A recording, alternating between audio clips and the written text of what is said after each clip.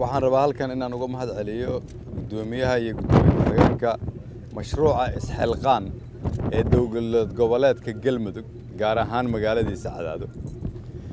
Waxaa runtii sharaf weyn ah inay igu casuumaan maanta inaan xariga uga jaro qaybtii 21aad ee ciidamada xoogga dalka Soomaaliyeed in loo dhiso dhismihii lagu maareyn lahay oo ay u dhisaan dad Soomaaliyeed oo isxilqaamay iyagu oo jeebkooda waxa ku jira ay ka soo aruuriyeen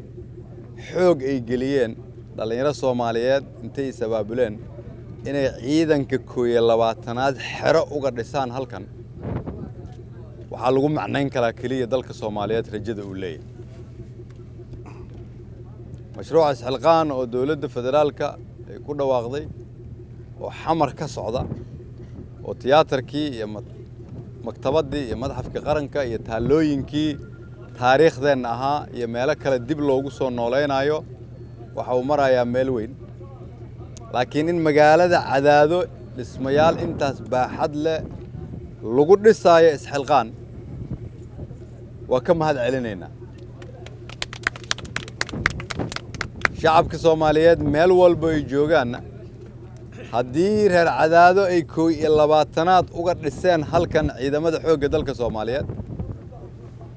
ay wadaan xerooyin kale iyo dhismayaal kale waxaan leenahay gobol walba iyo degmo walba oo dalka kamida waxaan ugu waajibtay inaan dalkeena dib u dhisano ku dhisano isxilqaan ku daysano magaalada Cadaado oo runtii muujisay talaabo ku dayasho mudan